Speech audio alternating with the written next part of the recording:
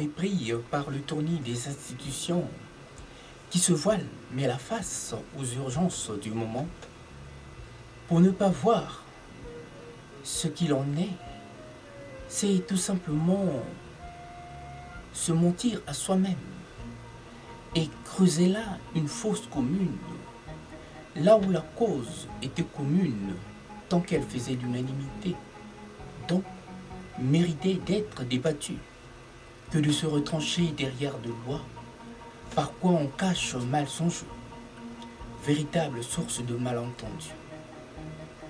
Quand l'État, par ses pratiques douteuses, croit là esquiver les vraies questions, comme on en esquive quelques hypercutes, ne fait là que repousser, mais l'échéance qui aurait dû prise en compte pour un moindre mal.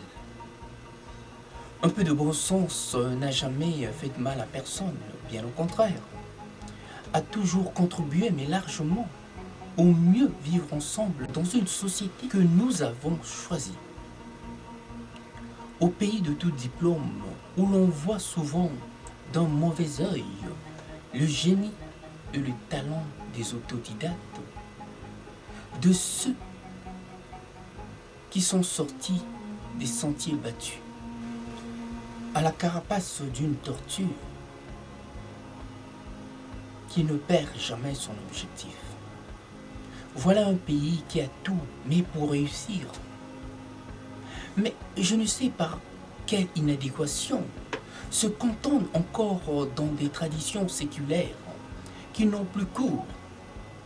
Pendant ce temps, l'oncle Sam et Sherlock Holmes lui raflent mais la mise par un manque de perspective, d'ouverture d'esprit, situation plus que cocasse, voire burlesque, par quoi on stigmatise certaines intelligences et leurs porteurs de projets, qui n'ont pas tous suivi le cursus normal, mais dans leur quête du savoir, ont su là, mais développer tant de qualités qui sont là, des atouts majeurs, qui ne plaisent pas forcément à certains, mais ce pas pour autant qu'il faille les blâmer.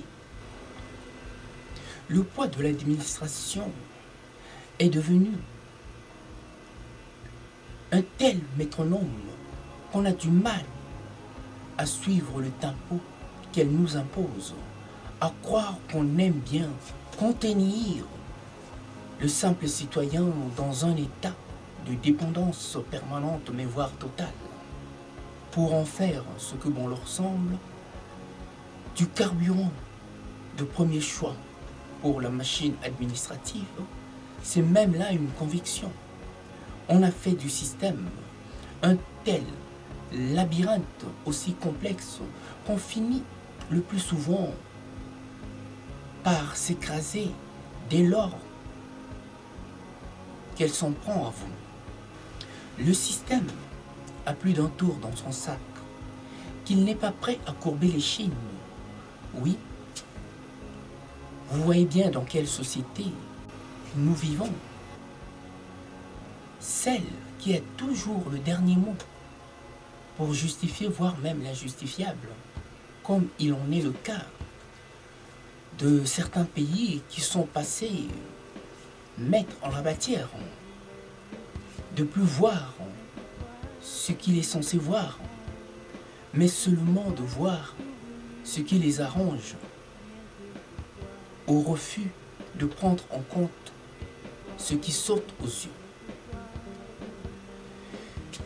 Et fait là le chou gras des ennemis invertébrés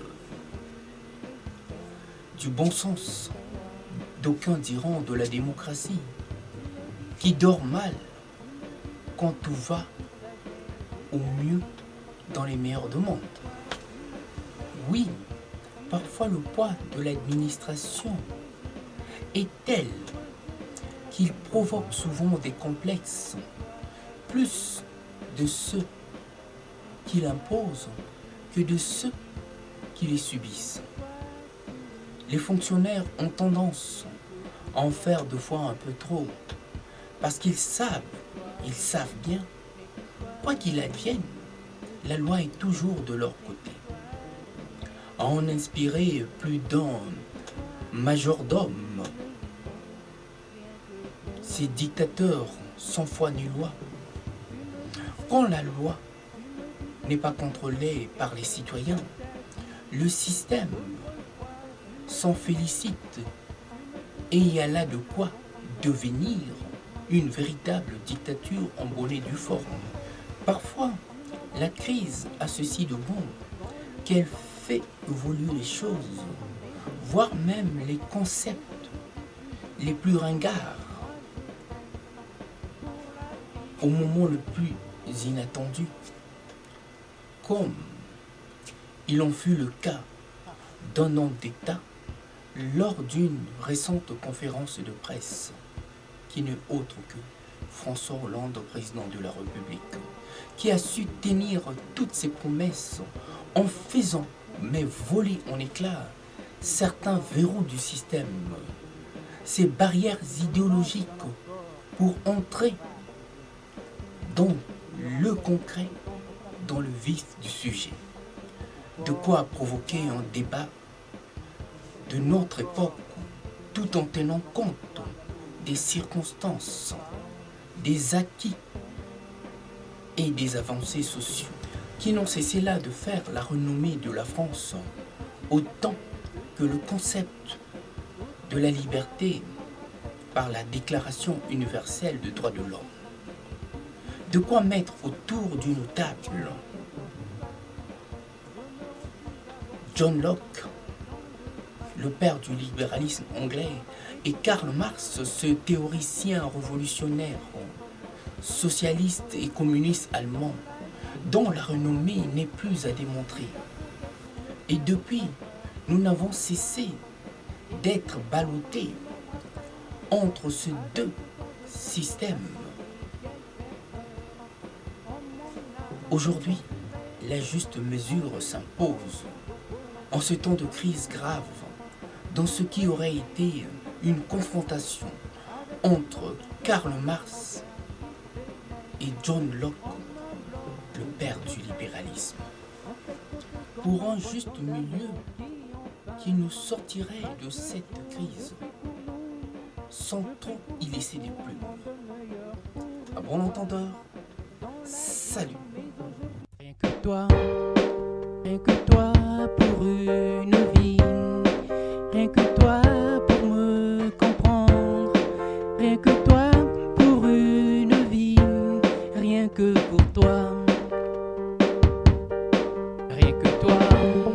Rien que toi pour une vie, rien que toi pour mes racines, rien que toi pour une vie, rien que pour toi.